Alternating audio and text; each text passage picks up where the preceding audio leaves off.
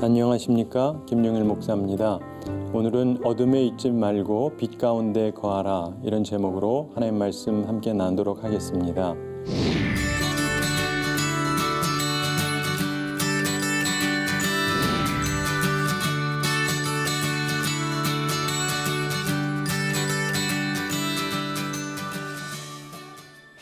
어떤 한국 여성이 호주 남성이랑 결혼을 했는데요.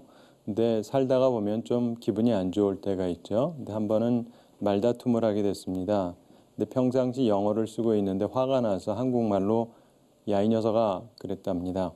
그랬더니 남편이 그게 무슨 뜻이냐고 물어봤답니다. What's that? 그러니까 이 여성이 사실대로 말하기가 좀 못해서 순간 거짓말로 얼버무렸답니다. 그게 코리안 슬랭인데 한국 속어인데 사랑한다는 뜻이라고, I love you라는 뜻이라고. 그랬더니 남편이 그러냐고, 그러고는 이제 지나갔습니다. 근데 며칠 지나서 그 집에 목사님께서 신방을 오셨답니다.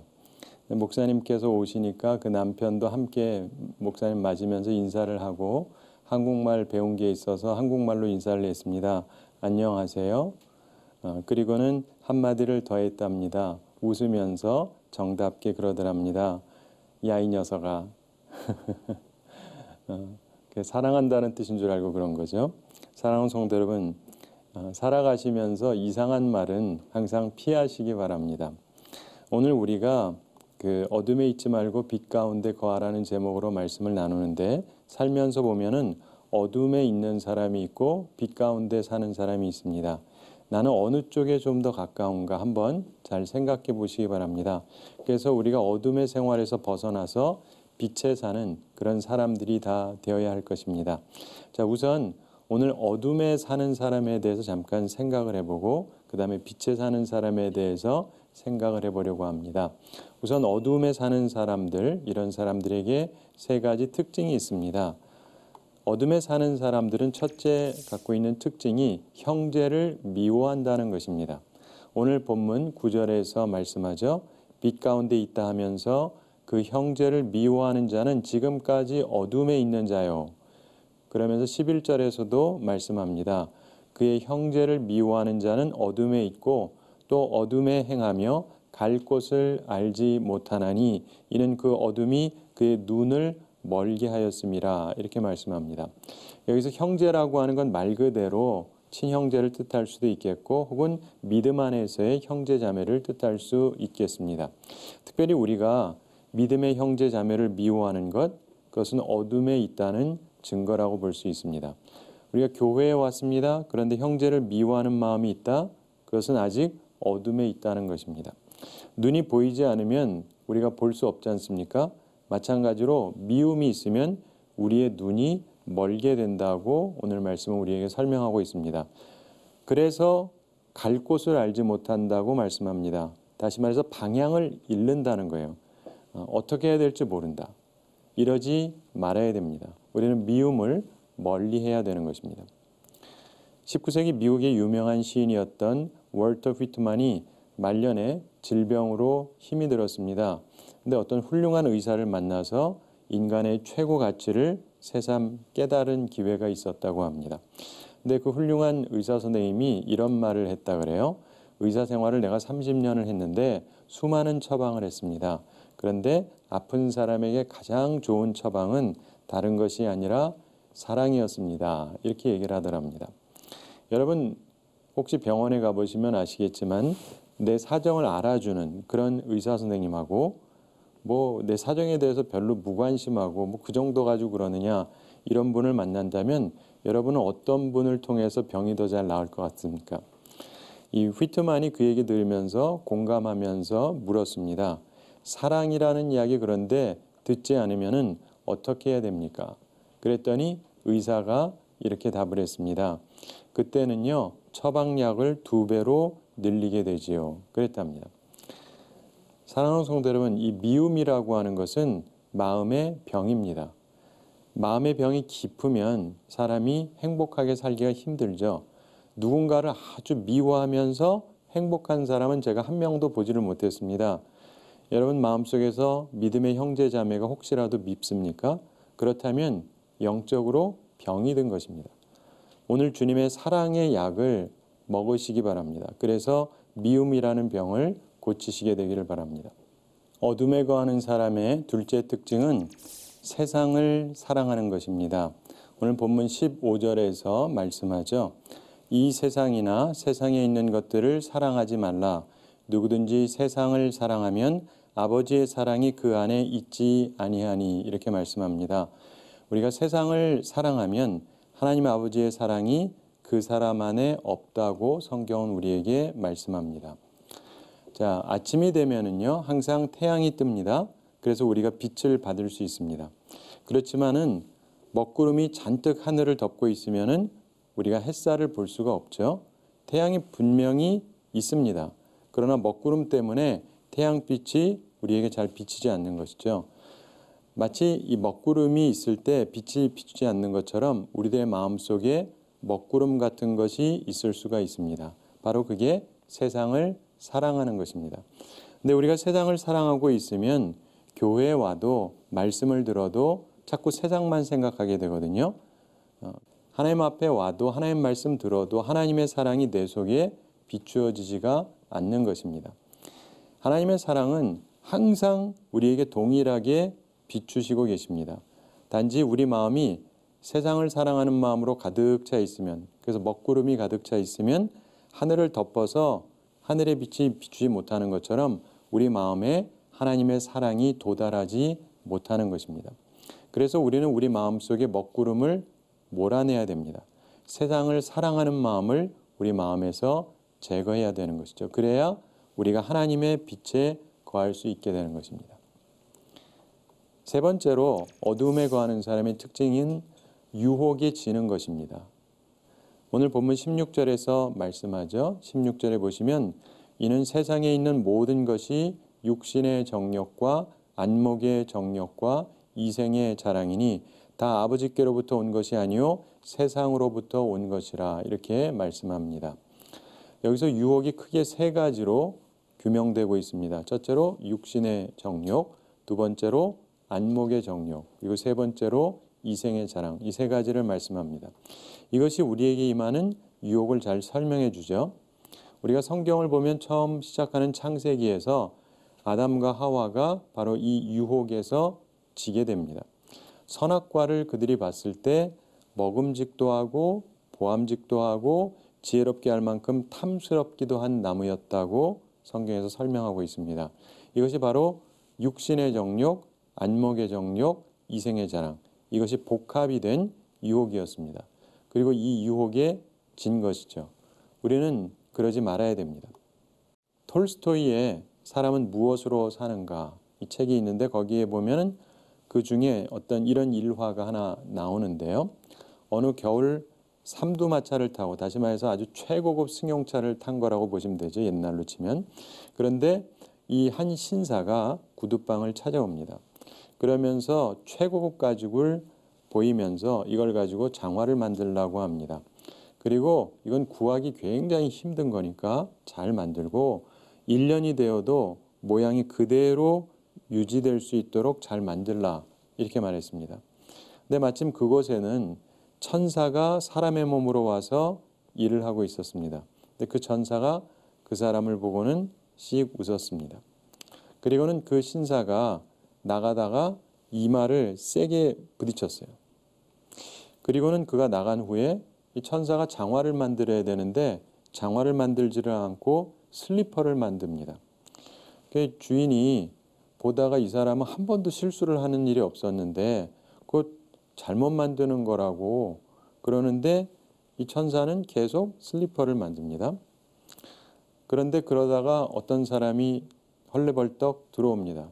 그러면서 얘기하는데 아까 그 신사 집에서 온 사람이에요. 그러면서 그 신사가 가는 길에 갑자기 쓰러져서 죽었답니다. 그러면서 장화 말고 죽은 사람이 신는 슬리퍼를 만들어 달라고 그랬습니다. 아마 러시아에서는 사람이 죽음 장례할 때 슬리퍼를 신었던 것 같아요.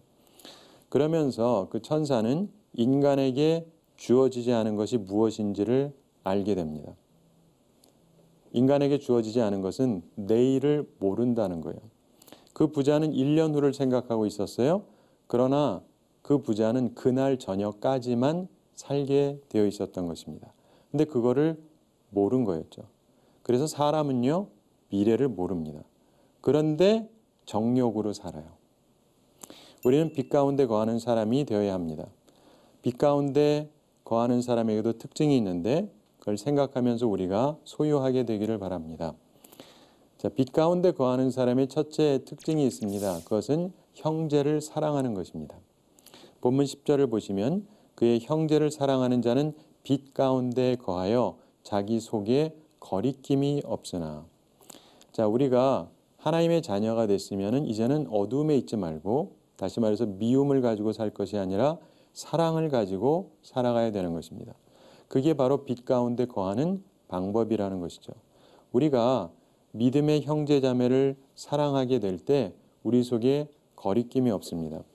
특별히 어려움 당한 사람들을 위로하고 기도해주고 이런 사랑의 돌봄이 중요한 것이죠. 예수님께서 세상을 떠나시기 전날 밤 제자들하고 함께 식사를 나누시면서 그들에게 새 계명을 주셨습니다. 그리고 주님께서 주신 그 새 계명은 너희가 서로 사랑하라 라고 하는 계명이었습니다. 무엇보다도 제자들이 서로 사랑해야 돼요. 요즘식으로 얘기하자면 교우들이 서로 사랑해야 돼요. 그래야 세상 사람들이 너희가 내 제자인 줄 알 거다 이렇게 말씀하셨습니다. 교회가 분쟁이 있어서는 안 되고 서로 사랑해야 된다는 것이죠. 우리가 서로 사랑해서 주님의 제자답게 빛 가운데 사는 사람들이 되기를 바랍니다. 얼마 전에 어떤 화재 사고가 있었어요. 그러면서 뉴스에 나온 일이 있었는데 어떤 어머니하고 두 딸이 세 명이 함께 그 화재로 인해서 세상을 떠났다 이런 뉴스가 있었습니다. 근데 나중에 알고 봤더니 제가 아는 사람의 집안일이었어요. 그 집안에서 벌어진 일이었습니다. 근데 이게 화재 사고로 그 사람 입장에서는 자기 어머니랑 이 자매였는데 언니 두 분이 모두 돌아간 거라는 거예요. 그러면서 믿겨지지 않는다. 사실 그렇죠. 보통 그런 일은 흔하지 않습니다. 아파서 돌아가신 것도 아니고 갑자기 화재라는 걸 통해서 세상에 떠나셨는데 그것도 어머니만 가신 게 아니라 언니 둘이 있었는데 둘 다 한꺼번에 셋이 간 거예요. 그러니까 얼마나 충격이 크겠습니까? 그래서 저하고는 이제는 서로 교회 다니는 것도 틀리기는 하지만 주말에 제가 보통 주말에는 어딜 잘 가지 않죠. 목사니까. 근데 한두 명도 아니고 세 명이나 집안 사람들이 다 세상을 떠난 거고 그래서 잠깐 들려서 위로하고 기도해 줬습니다.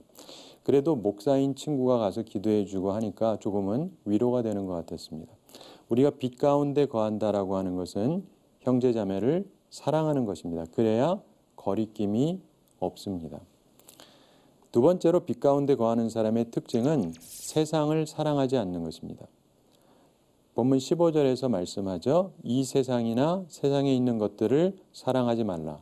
누구든지 세상을 사랑하면 아버지의 사랑이 그 안에 있지 아니하니 이렇게 말씀합니다.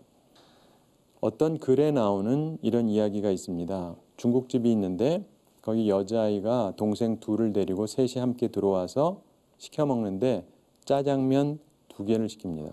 잘 아시는 대로 중국집에서 짜장면이 제일 싼데 3명이 들어와서 2개를 시키는 거예요. 그러니까 동생이 묻습니다. 언니는 왜 안 먹어? 점심 먹은 게 체했나 봐. 그래요. 사실은 돈이 없어서 그런 것 같아요. 그리고 또 딴 애가 그럽니다. 언니, 우리도 엄마 아빠가 있었으면 얼마나 좋을까. 그러니까 주방에 있던 어떤 사람이 그 이야기를 듣고 나왔어요. 그러면서 아이들을 아는 척을 했다 그럽니다. 그러면서 그 아이들의 엄마의 자기가 친구라고 소개하면서 내가 너희들 아는데 너희들 참 많이 컸구나. 그러면서 들어가서 주방에서 짜장면 2개가 아니라 3개를 이제 가지고 나오게 하고 그리고 탕수육도 덤해서 갖다 주게 했습니다. 그래서 애들이 잘 먹고 이제 떠나게 하면서 애들 보내면서 잘 가라 그러고 언제든지 짜장면 먹고 싶으면 오라고 이렇게 말해주는 어떤 이야기가 그 글에 나옵니다. 사실은 자기가 잘 모르는 애들이었는데 그냥 무턱대고 주면 혹시라도 기분이 상할까 봐 그렇게 했다는 겁니다. 자, 생각해 보십시오. 우린 그런 글을 보면 마음에 감동이 오죠. 정말 사람들에게 이렇게 사랑이 많다면 세상이 얼마나 좋을까. 이런 걸 생각하면서 우리도 살면서 때로 선을 베풀 수 있게 되기를 바랍니다. 이윤이 필요하긴 하지만 세상 살면서 이윤만 생각하지 말아야 된다는 것이죠. 어떤 사람이요, 어려움을 극복하고 성공해서 많은 사람을 돕는 사람이 됐습니다. 근데 이 사람이 젊은 시절 이야기를 항상 하는데 자기가 젊은 시절에 굉장히 힘들고 어려울 때가 있었답니다. 돈은 하나도 없고 그러면서 배가 너무너무 고픈데 그래서 음식점에 들어가서 일단 시켜서 먹었답니다. 돈은 없는데. 그리고 먹고 나서 이거를 해결할 수가 없으니까 잽싸게 도망 나갔답니다. 그리고는 도망 나가는데 그랬더니 그 주인 아주머니가 뛰쳐나오더래요. 그러면서 야, 이 녀석아 이따위로 살면 돼 하면서 욕하는 게 아니고 다른 말을 하는 거예요. 이 청년이 그냥 막 도망가다가 이제 들은 건데 뛰지 마, 넘어져, 다쳐 그러더라는 거예요. 근데 그 말을 듣고 이 청년이 너무 충격을 받았습니다. 욕만 먹을 줄 알았는데 자기를 걱정해주는 그 주인 아주머니를 보면서 생각이 바뀌었어요. 그리고 삶을 다르게 살게 되었다는 것입니다. 그러면서 이제 열심히 살아야 되겠다. 그리고 남을 도우면서 살아야 되겠다. 그리고 열심히 일하면서 성공하고 그리고 남을 돕는 그런 사람으로 성장했다는 이야기가 있습니다. 사랑하는 성도 여러분, 사람들이요 미움으로 살 수도 있어요. 근데 그러지 말고 사랑으로 산다면 세상이 얼마나 아름답겠습니까? 이익만 보려는 것이 아니고 사랑을 베푸시기 바랍니다. 여러분, 사랑을 베풀면 우리가 알게 되는 게 있습니다. 내 마음이 하나님의 사랑으로 가득 차게 된다는 걸 알게 돼요. 분명히 받는 것도 복입니다. 그것도 좋은 거예요. 그런데 주는 것이 받는 것보다 더 큰 복이라고 우리 주님께서 말씀하셨다 그러죠. 여러분, 사랑해 보십시오. 사랑은 주는 거잖아요. 근데 그렇게 하면 오히려 행복해져요. 이걸 꼭 실천해 보시기 바랍니다. 이 말을 잘 이해하시게 될 것입니다. 빛 가운데 거하는 사람의 셋째 특징이 있는데 유혹, 정욕을 이긴다는 것입니다. 본문 16절에 보시면 이는 세상에 있는 것이 육신의 정욕과 안목의 정욕과 이생의 자랑이니 다 아버지께로부터 온 것이 아니요 세상으로부터 온 것이라. 그러면서 17절에 이 세상도 그 정욕도 지나가되 오직 하나님의 뜻을 행하는 자는 영원히 거하느니라 이렇게 말씀합니다. 우리가 세상을 조심해야 됩니다. 왜 그러냐면 육신의 정욕, 안목의 정욕, 이생의 자랑 이것이 가득 차 있기 때문에 그렇습니다. 예수님께서 40일 금식하시면서 그 후에 이 세 가지 유혹을 받고 이것을 이기시는 장면이 성경에 나오죠. 그래서 처음에 육신의 정욕으로 시험을 받으십니다. 근데 이걸 이기세요? 마귀가 그럽니다. 돌 가지고 떡을 만들라. 그때 예수님 말씀하시죠. 사람이 떡으로만 살 것이 아니요 하나님의 입에서 나오는 모든 말씀으로 살 것이다. 이렇게 답하시면서 말씀으로 이기십니다. 두 번째, 안목의 정욕으로 예수님을 또 시험을 하는데 성전에 가서 거기서 뛰어내리라 그럽니다. 그럼 성경에 보면 천사가 받아줄 거라고 했고 사람들 앞에서 영광스러운 모습으로 나타날 것이다. 근데 예수님께서 말씀하십니다. 하나님을 시험하지 말라. 그래서 이 두 번째 유혹도 말씀으로 이깁니다. 세 번째, 이생의 자랑에 유혹을 주님께서 받으십니다. 마귀가 천하만국의 영광을 보여주면서 나한테 절하면 이 모든 걸 너에게 주겠다. 그때 예수님께서 말씀하시죠. 오직 하나님만 섬겨야 한다. 우리의 삶 가운데서 예수님께서 이 세 가지 이기신 것을 보면서 우리는 새 아담, 예수 그리스도의 대처 방안을 보면서 말씀으로 우리들에게 닥쳐오는 모든 유혹을 이겨야 되는 것입니다. 그렇게 해야 우리가 빛 가운데 거할 수 있는 것이죠. 우리가 살아가면서 보면은 유혹이 있습니다. 그런데 이것을 극복해야 됩니다. 이겨야 되는 것이죠. 우리나라에서는 뭐 요즘에 금수저, 흙수저 뭐 이런 얘기도 많이 하고 뭐 명품 얘기 이런 것도 많이 하고 혹은 뭐 기독교인들 사이에 혹은 설교에서도 그런 얘기들이 많이 나오는 것 같은데 여러분 세상 사람은요 본래 돈을 사랑하면서 사는 거죠. 그러나 우리 믿는 사람들은 다르지 않습니까? 이제는 우리가 하나님께서 기뻐하시는 삶을 살아야 되는 것이죠. 우리가 정말 추구해야 되는 것은 하나님을 사랑하고 이웃을 사랑하고 그리고 우리 형제들, 제자들을 주님의 제자들을 서로 사랑하는 것. 이게 하나님의 뜻입니다. 그런 생각을 가지면서 우리가 정욕을 이기고 이기심을 이기고 그리고 예수님처럼 하나님의 뜻을 행하는 사람들이 되어야 하는 것입니다. 톨스토이의 사람은 무엇으로 사는가 아까 말씀드렸던 그 책에 보면은 사람이 자기에게 무엇이 필요한지도 모른다는 설명을 해요. 그런데 사람이 어떻게 살아갈 수 있느냐? 그 답은 사랑 때문이다. 이런 이야기를 합니다. 사람들이 자기가 미래에 대해서 염려하고 계획해서 걱정하기 때문에 잘 살게 되는 것이 아니고 주변 사람들의 마음에 사랑이 있기 때문에 산다는 것이죠.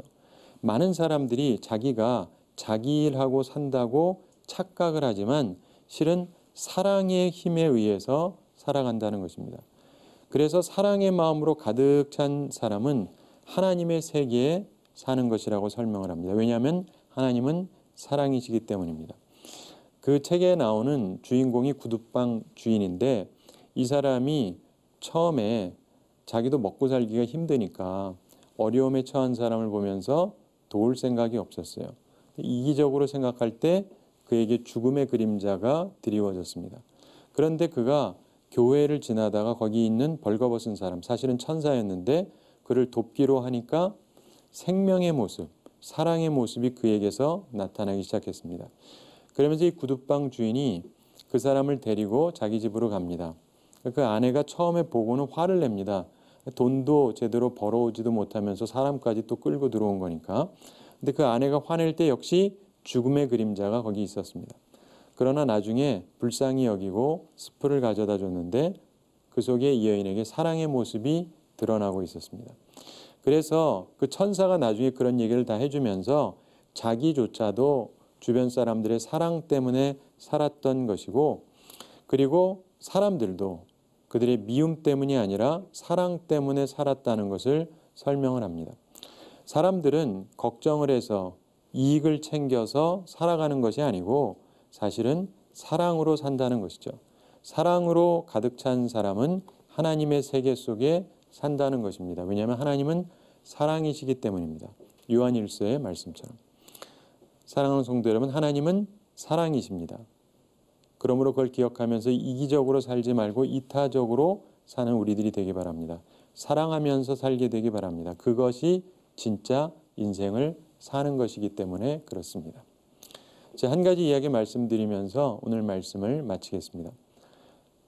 예전에 아프리카에서 있었던 일인데 총각이 장가를 갈 때 결혼 지참금을 가지고 가는 풍속이 있었습니다. 대체로 소 한 마리를 가지고 갔었는데 근데 거기에 그리 예쁘지 않은 처녀가 있었습니다. 그래서 그런지 청혼하는 총각이 하나도 없어요. 소 반값이라도 치르겠다는 사람도 없습니다. 그래서 이 아가씨가 시집을 못 가면서 나이가 들어가기 시작했어요. 그러면서 노처녀가 됐습니다. 그러면서 마음속으로는 사실상 결혼을 포기했습니다. 근데 어느 날 누가 청혼을 하는 거예요. 그것도 추장의 외아들이 청혼을 했습니다. 아주 괜찮은 신랑감인데 자기한테 청혼을 합니다. 그리고 지참금으로 소 한 마리가 아니라 소를 8마리나 가져다 줍니다. 그래서 아가씨가 너무 감사한 거예요. 그리고 이제 둘이 결혼했습니다. 그리고 행복하게 살았어요. 신부가 기뻤습니다. 사람이 기쁘면 웃음이 생기죠. 그러면서 신부가 점점 더 이뻐집니다. 사랑을 받고 행복하니까 오히려 미인이 돼갑니다. 근데 어느 날 그 신부가 자기 신랑에게 물어봤습니다. 그런데 왜 나를 선택하셨나요? 그리고 왜 소를 8마리나 가져오셨습니까? 그때 신랑이 딱 한마디 했다 그럽니다. 그것으로 족 한 마리였는데 신랑이 말했답니다. 사랑하니까. 사실 그거로 족한 것이죠. 사랑하는 성도 여러분, 어둠에 있지 말고 빛 가운데 거하시기 바랍니다. 미움 가운데 있지 말고 사랑으로 사시기 바랍니다. 그래야 삶이 아름답습니다. 바라기는 하나님의 말씀을 따라서 빛 가운데 거하고 사랑으로 살아서 생명력 있는 삶을 살아가는 우리 모두가 되기를 바랍니다. 우리 한 주를 지내시면서도 어둠에 있지 말고 빛 가운데 거하면서 생명력 있게 살아가는 우리 모두가 될 수 있도록 힘쓰면서 살게 되기 바랍니다. 감사합니다.